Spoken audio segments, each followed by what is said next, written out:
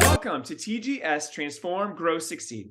This podcast is about your work as a caring professional and the wicked systemic issues that all of us are working to transform into opportunities to achieve excellence in any environment at all. My name is Dr. Tim Grivois, Executive Director of TGS Educational Consulting, and I'm excited to introduce Karina Sanchez, two-way dual language fifth grade teacher at Davis Bilingual Magnet School. Karina is a first-generation college graduate of the University of Arizona and started working in Tucson Unified School District in 2014. Karina began teaching at Davis Bilingual Magnet School in 2020 and serves as on Davis's leadership team, social committee, safety committee, carnival committee, and, by the way, is also the lead teacher for Davis's multi-tiered systems of support interventions. So I met Karina through a PD that I was facilitating in social and emotional learning. And honestly, I was struck by how quickly you, Karina, connected to what we were doing, connected to social and emotional learning, but also you made it very concrete and very classroom possible. And now that we've had some time to put some things into place, I'm really excited to have you, Karina, on the show to hear how it's going. Karina, did I get all that right? Yes, you did. Thank you. Excellent, excellent. Because many times I don't. So thanks so much for being here today. Karina, so the way we met was I was asked by Senora Olivas and Ms. Anquist, Senora Anquist, to lead some professional development in classroom possible structures for social and emotional learning. But it was really clear to me in both the whole staff PD and in our summer work together that, to be honest, you were really into it. And I'm wondering if you would be so kind as just to share with us, what is your connection to social and emotional learning? So my journey in teaching started, a few years before the pandemic. And I feel like my focus as a teacher back then was very academic. How can I get my kids from A to B academically in math and science and reading and all of that. So that was my primary focus. During the pandemic, I moved schools. It was a big shift for me. I moved out of my parents' house. It was a whole emotional shift for me. And being online, we all know the traumas and the emotional shifts that we experience and our students experience as well. So going into Davis and knowing what I had gone through and hearing what students had gone through as well, that was a huge focus for me. Was I'm going to be here for these kids, not just academically, but as a person. How are you today? How am I going to get through to you as a person? How am I going to build a relationship with you before I teach you to read and write and do the math and all that? So that was my primary goal, was to build relationships with students. Now, I know there was a big SEL push during the pandemic, especially around Zoom. Building that relationships with kids through a computer screen can be very difficult. Although we were being asked to do that, we weren't being given any resources to do that. It was just kind of like figured out, and as teachers, we're very, very good for that. But I personally was very hungry for that. I'm like, give me the resources, give me the hands-on tools that I need to help students, do simple things like identify their feelings and communicate their feelings and all of that. So when you came to PD, I was like, yes, this is one opportunity for me to really learn something, something that's applicable, something that's relevant, that's not just, a standard district mandated PD. So it was very refreshing. So thank you for that. Well, I appreciate you saying that. It's really kind of you to say. However, the reason why I'm asking you on the show is you went way beyond just whatever I brought to the table. You were very quick to make this classroom possible. And one of the things that actually I'm going to go back to something in a second, but right now we'll stick with the classroom possible. That I heard you say is that you were really eager to find a way for students to talk to you about their feelings. Now, before we get into the specific what you're doing to make that happen, why is that important to you? Why is it important to know what students are feeling from your perspective? When I went to Davis, I was teaching second grade, and I was in a third grade classroom prior to that, and I moved to second grade. And I'm very used to knowing what's going on in my classroom, and I'm very good at building that relationship. I do pride in that's one of my strengths. Through a computer screen, it was very difficult. And not only that, but they were much younger. So it was very hard for me to understand how they're feeling, how they're doing, just the basic things you need to know to build that relationship. So, and that's so important. You cannot teach a student without knowing their interests, their lives. I'm huge on making my instruction culturally relevant too. I mean, my students are very much reflected in the things that I teach. So if I don't know who you are, if I don't know what you're feeling, if I don't know what you're going through, what you've been through, or what your aspirations are, what your goals are, it makes it very hard for me to do my job. I don't want to make it just basic. I want to fulfill that goal of mine to make sure that my instruction is relevant to the students. So that's where I feel the gap was, right? I need to get my kids here, but I don't have the knowledge of who they are as people, who they are as students at Davis, right? And it was a whole new school for me. So that was my drive of how am I going to bridge this gap between the academics and knowing my students as people and seeing them as true people, not just students or bodies in my classroom. So that was my motivation for that. But it doesn't happen by magic, is what I'm hearing from you. Like, it doesn't, that relationship doesn't just happen by magic. We've got to know what's on our kids' minds and on their hearts. And it sounds like unless we ask them, it's sort of hard to do that. Now, at the same time, I'm wondering, because we don't always, learn in teacher school really like how to do that. We learn how to teach a great reading lesson, if we're lucky, how to do a great math lesson, but we don't necessarily learn, okay, well, how do we discover, what our kids are feeling? Because that requires a lot of vulnerability to do. I'm wondering if maybe now, like, concretely, like, what is it? What do you do? Like, if a teacher wants to do this, what do you seem to be doing this, helping kids to be able to, I guess, first know what they feel, and then find some safety in sharing it with you in ways that help you connect to them? I think my biggest recommendation is to start small, start simple. It doesn't have to be this huge elaborate lesson or this huge elaborate thing in your classroom. I mean, as teachers, we don't have time for that a lot of the time. Something not physical that I do with my kids a lot is I model my emotions constantly. If I had a rough night the night before, I'll come in like, class, I'm not feeling so good today. I'm really tired today. And what I've noticed is students will show empathy towards that. Oh, Karina Sanchez doesn't feel so good today. What can we do to make her feel better?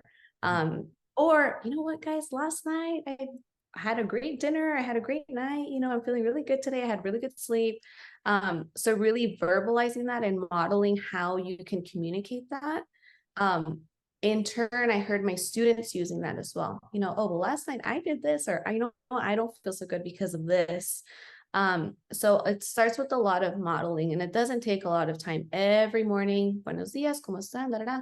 And I'll share a little something, a little something of myself, how I'm feeling. Especially during conflicts. Right now in 5th grade, we're having a lot of the girl drama and a lot of, a lot of social kind of issues. And that was hard for me because I've never had that before. I've never had a lot of like, there's been little issues here and there, but a lot of this is a lot more personal. It's a lot more emotional. It's a lot of miscommunications. So we're having lots of restorative circles, but also giving everybody a chance and time to talk and share about what they feel and what they perceived. But I also, if I'm teaching a lesson and my kids are kind of out of whack and they're not very focused, I'll be like, hey guys, I'm feeling very much in the red right now. I feel very upset because I'm trying to teach you this new skill in math or whatever, and we're not paying attention. We're not being respectful. We're not being laquech, and laquech is huge at our school. So I model a lot of that. Now, physically, I have a mood board that you very generously shared with us, and I put it on the mood meter. Yeah. So I share Mark Brackett's mood meter, but it's okay. Mark Brackett's mood meter is great, and everyone who's listening, definitely like look up Mark Brackett's mood meter and listen to it. But also listen right now to what Karina's doing with it, because it's not exactly the what you would get if you read the book, for example. So yeah, Deb, tell us all about that mood meter. I'm excited to see so that happening. It's really cool. Yes, it was awesome. So I saw it and I immediately loved it because it's color coded, and any teacher fans out there, I mean, come on, it's color coded. It's beautiful. Color. I saw it, but it was a little overwhelming. There's a lot of words. There's a lot of, I was like, well, how am I feeling? Now I'm overwhelmed because I don't know what I am feeling. And so I decided to pick 6 words from each color, right? So like 6 words that would fall in the red, or 6 words that would fall in the blue. And I translated them to Spanish, and I got the like baking pans, and I got magnetic strips, printed it on there with green colored construction paper, and put them on there. And then I went to the dollar store, all from the dollar store, by the way, and I got little magnets, and they were like wood magnets that you can draw on and stuff like that. So the first day of school, I had it up and it's all magnetic. And I gave my students a magnet, and I said, decorate it however you want. Don't put your name on it or anything like that. And that's just to protect their identity. I don't want students necessarily to say, oh, so-and-so's feeling mad, so-and-so's feeling sad, because it's none of our business. It doesn't help the situation. So I really wanted to protect their identity and their dignity in the classroom. So you can feel whatever you want to feel. You can share it anonymously. So they did that, and they loved it, and they put it up on the board. And I read the book, The Color Monster. And although I have 5th graders and they think they're too cool, they love the book. They loved it. And they were sharing stories like, oh yeah, one time this happened and it made me feel red and da da da. And they love to share things like that. So, we very much elaborated on that. And it's like, okay, well, if that were to happen, where would you put your magnet? I'm feeling red, or I'm feeling green, or whatever it is. So that helped explain a little bit. It took a while for them to accurately identify their feelings. Like a lot of the time it was, I'm just happy. So why do you think that was? Why do you think it took some time for students to really like identify their feelings with nuance? I'm sorry, so sorry to interrupt, but what you're sharing is something that's so common when teachers get started with this is that they're in 5th grade and they don't know the difference between like happy and joyful, like and so I'm wondering, why is it that but the same idea though is that you've got different words, they're all positive emotions, but students tend to gravitate towards the one they learned when they were 6. So yes, why do you think that is? honestly, I feel like my cohort of students, and it could be pandemic related, it could not be, I don't think they were ever asked. I don't think they were ever asked previously, how are you feeling? Oh, I'm good. I'm fine. Or I'm sad, or I'm mad, right? And it was a beautiful experience when we read The Color Monster, because they were giving me specific examples of real things that have happened in their life. Oh, my cousin did this, or, my best friend told me that and messaged me this, or whatever. And they could very much relate. And then we were differentiating a little bit. Okay, so like sometimes you can be upset and it makes you want to isolate yourself. So that's a little bit more blue. And maybe you're upset and that gives you a burst of energy and you want to like maybe be a little aggressive or scream or whatever. And that's a little, and so that's where we started kind of categorizing these feelings. And I love the colors, because even if my students are overwhelmed with the vocabulary at the time, they can still relate to the color. So slowly, and to this day, we're still going over vocabulary. So like tranquila is calm. That's one of them that was new to them, because they'd be like, I don't know what I'm feeling. I'm not feeling anything. Like, oh, it sounds like maybe you're just kind of calm. I don't know, And so kind of helping them label that. Or contento. Contento can be happy, but you're like really happy about something. Maybe, maybe you won your baseball game last night, so estás contento, you're happy, and you're placing it there. And it was interesting because now, speaking of the 5th grade drama, they've come back from lunch, and so they changed their magnets in the morning and then after lunch. I can already imagine back after lunch, as that there's something you got to fix, because magnet, I just everybody's in the red, and I'm like, oh my God, I just need to take attendance. Oh my goodness. What are we in for? And you know what? And any teacher who's been doing this for a minute knows that if you don't deal with that, I mean, you basically aren't learning.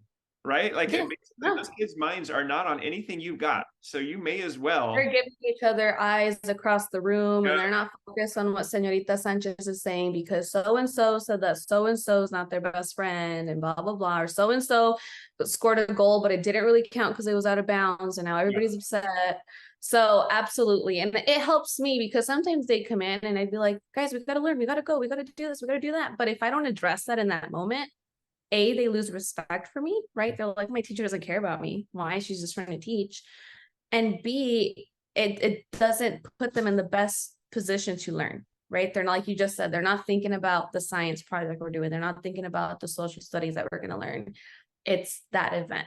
And so on the back of the magnets, I forgot to add that part. So they colored the front, but on the back, it has their numbers. So each student has a number. So I can tell what students feeling upset and whatnot. And so I make it a point to meet with them. That's the more time consuming part of this. The rest of it is very self-sustaining. They can do it on their own.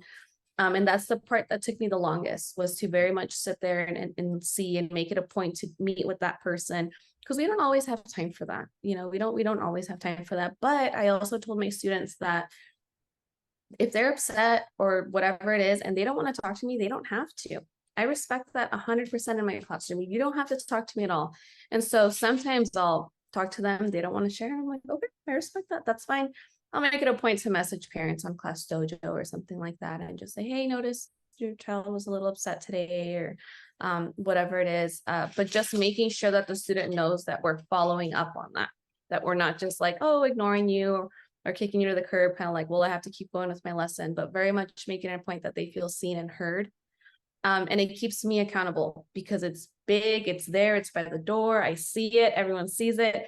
They forced me to make one, so now I have to go put my magnet where I'm feeling, how I'm feeling every day. The principal came in the other day and they're like, she needs one too. I'm like, okay, so now everybody has a magnet in the class and they love it. They absolutely love it. It's great. Well, and I think that's really neat too, because what you're describing is that on one hand, it really is pretty easy. It's just about magnets and teaching students to move the magnets. But it sounds like there's a whole lot of other things that are happening. They're developing a real nuanced vocabulary for describing how they feel, which is awesome and amazing just on its own. But I'm also imagining that they're also learning a whole bunch of other things too. Just they're going to encounter these words in literature. They're going to encounter these words in characters that they read about, and now are able to describe feelings. And with, wow, she was happy when, well, actually she was more content, she was more calm, she was more joyful or ecstatic. Like those are just different kinds of words. But the other thing is that it seems to be giving you some real importance in the time, like just data that you can address. But I think that what it sounds like is you can use the board or not use the board. But what sounds like, well, you know what? Let's talk about that after break. I'm going to come back for break, because it sounds like there's a couple of strategies you're using that, whether a teacher wants to build a magnet board or not, it all seems to boil down to just that modeling that you're doing. But also, I've heard a lot of stuff that kind of looks like teaching students and modeling for students how to set and maintain appropriate, healthy boundaries with things that I'm really excited to perhaps come back to when we come. Well, we will come back to when we come back from break. All right, so let's take a quick break. And when we come back, I'm curious to know a bit more about just that modeling and about those boundaries, because that's come up in a couple other conversations I've had around social emotional learning too. Youth on Their Own is a local nonprofit that supports the high school graduation and continued success of Pima County youth experiencing homelessness. Since its founding in 1986, Yodo has helped thousands of young people graduate from high school and pursue their dreams.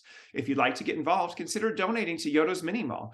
Yodo collects food, hygiene products, and school supplies throughout the year to help homeless youth in our community start the school year off right. If you'd like to make a financial contribution, don't forget that if you're an Arizona resident, all donations to Yodo are tax deductible and eligible for the Arizona Charitable Tax Credit. For more information, go to yoto.org or follow Yodo on Facebook and Instagram. All right, so welcome back. So before we went to break, I just mentioned that it sounds like you're doing a lot of really just some classroom possible concrete strategies that make it pretty easy to get the data you need to tailor the SEL instruction to what's actually going on with your students right then and there, to keep it very, very relevant to them. But it also, to me, it seems like it really requires a couple of things to happen. And number one that from what I heard from you say was that you got to start it by modeling it yourself. That it's your hunch is that many of your fifth grade students have never really been asked to talk about feelings in this way.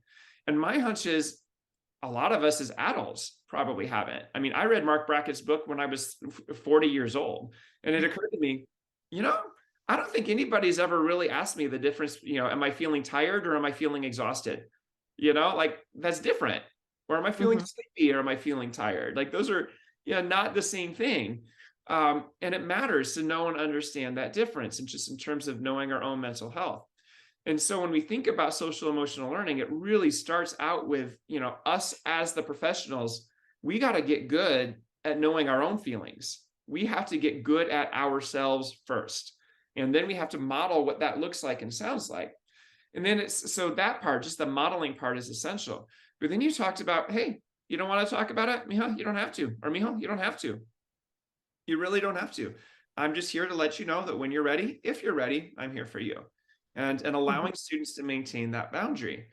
Another first grade teacher that I talked to has used a structure called bugs and wishes to talk about that. Like it bugs me when, but da da da da da. I wish you would.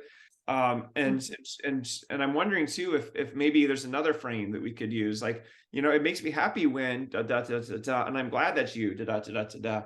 Like those ways of setting boundaries seem to be really effective. Um, Mhm. in your mind as teacher, what is kind of that relationship between being able to express feelings and being able to set boundaries for others? I think going back to what you said about first we have to model, we need to know how we're feeling. That took a lot from me. Starting off. It's a little uncomfortable to get up there and every day tell them how I'm feeling and why I'm feeling that way. Um, and it's funny because as adults, we're like, oh, we're fine, we're doing good. Oh, we're a little tired. Oh, whatever, and we really try to brush it off. But I made it a point to be almost a little dramatic in the classroom. I'm like, I'm not feeling so good because da da da da da. And it teaches the kids empathy. They're like, oh, maybe she has a headache. We're gonna keep it down a little bit today. Or she's feeling great. Yay, we're all a little bit happier. She's doing good, or whatever it is. They're very empathetic. Fifth graders are very they I mean all students, but I feel like fifth graders more than any other grade I've ever taught really reflect that mood, which helps. I feel like when we're all more open about our feelings, we're a lot more empathetic, and that's something that we're working on as a class this month specifically. We have a great new side note. We have a great new curriculum for SEL, Yeah. and each month we have a great theme. And so this month's theme is empathy, and so we're working on that. But I'm so sorry. What was the question again? I totally Oh got no, you. just because but it's a beautiful question, but just that you talked about the modeling, but also there's like Mhm. some boundaries that you're modeling too. You're modeling how to express feelings, but by allowing students, you don't have to talk to me about what you feel. You're allowed to be upset and just not talk about it. That also models like that it's okay to not necessarily let somebody be up in your business if you're not comfortable with that. And I'm wondering, just that's also a very important social emotional learning skill, that skill of setting boundaries for others. And I'm wondering how that's shown up in your classroom, or perhaps explicitly in SEL instruction, or perhaps by accident. So I have a lot of students this year too that are very shy. They're on the shyer end. They kind of don't want to share. They might be a little more self-conscious about it. Maybe it's not like that normal in their family lives. We all have different family dynamics. I grew up, I wouldn't really share my emotions with my parents, because you also don't want to worry people, right? You don't want to like, oh, I'm feeling sad now, they're sad, or whatever it is. But it's important for me to know that I'm not just here to like listen and throw a solution at you, that it's okay to just sit, and if you're upset, if you're mad, and just sit in that and process it on your own. And I trust you for that. But it's so important for my students to know that if you need a hug and that's all you need from me, I am more than happy to give that to you. If you need a break, and I've had multiple students tell me, Seita Sanchez, I need a break. I'm like, go to the hallway, go take your time, go get some water. And giving them the freedom and the liberty to do that has really, and it sounds dramatic, but it has really transformed my classroom. I mean, even testing, we know that that students get testing anxiety, and they're sitting there and they're like, and they're nervous and they're scared. I'm like, please, if you need a break, take the break, go get some water, go to the restroom, take some breaths. And giving them the autonomy in a smaller scale with your mood. If you don't want to share that, you don't have to. Um, Giving them the autonomy to share when they want to. And sometimes it takes a few days. I've had students that they were upset in September and they didn't tell me till last week. Yep. I'm like, fair enough, and it's really showing them that you respect their processing and their time to be able to share that stuff. Recently, we had a big Dia de los Muertos activity and project, and they each brought in pictures from home, and they created these beautiful art representations. We had this beautiful huge altar in our classroom, and sharing was very difficult for some kids. And it was beautiful because the kids who didn't want to share, I didn't have to say anything. My students were like, no, it's okay, you don't have to share. And the kids who did, there were kids who shared and were crying and were laughing, and it was like a big family reunion. And that's what it felt like. And that was my goal this year, especially with fifth graders. They're pre-middle schoolers, and you want to build the relationships with them, and you want them to feel safe and loved. And that was a big goal for me. And so I feel like Dia de los Muertos was a huge like landmark for me, saying, from August to now, this is how much we've grown. We're like, it's not just me modeling anymore. These other students are seeing that, and they're also showing that with their peers. And are we perfect? Absolutely not. But having the mood board as a reference to go back to that really helps. Me modeling it, me saying, I feel this and I feel that, really helps them. But giving them the autonomy, especially at this age, is huge for me. Yeah. And for listeners who may not know, like Dia de los Muertos is a really just important cultural landmark here in Tucson, and certainly in Mexico and many other parts of Latin America as well. That honors those that we've lost, honor those in our family, our ancestors who died, and so creating time and space for students to be able to share that is absolutely a culturally sustaining practice, and really hard to do if we haven't established that kind of social and emotional learning ahead of time, where we do know what we feel, and we can be sad and happy at the same time as we remember someone who we loved, who has passed. So that absolutely sounds just beautiful that you were able to do that. And what I'm also hearing is probably couldn't have happened in August, and probably needed some time to get to that point. It would have been a different altar, I think, if that learning hadn't happened ahead of time. So And I didn't plan that. I mean, for teachers out there, I didn't plan for us to have this huge emotional Dia de los Muertos thing. Usually, Dia de los Muertos is supposed to be a happy event. We're celebrating our loved ones that have passed away. We're laughing and we're eating, and it's very much a celebration. It just happened, to get very emotional. And I didn't plan it that way, but I was very, very happy to see that my students were prepared for that. They were emotionally prepared for that. I saw the empathy. I saw the boundaries being respected. I saw students asking each other if they can hug, which, usually kids just go for it. They're like, come here. Whatever it is. Yeah. Or why are you crying? Why are you upset? Why are you this and that? And, as a teacher, you don't want to discourage that, but you also want to respect boundaries. So I've been in that position lots of times, but doing something as simple as like that mood board and really just respecting student spaces has changed the expectation in the classroom, right? And the students see it. So it's great. Yeah, this is one thing to say, hey, I see you're crying. It looks like you're upset. Can you tell me more? Versus, why are you crying? Is a completely different conversation, right? Completely different. Yeah.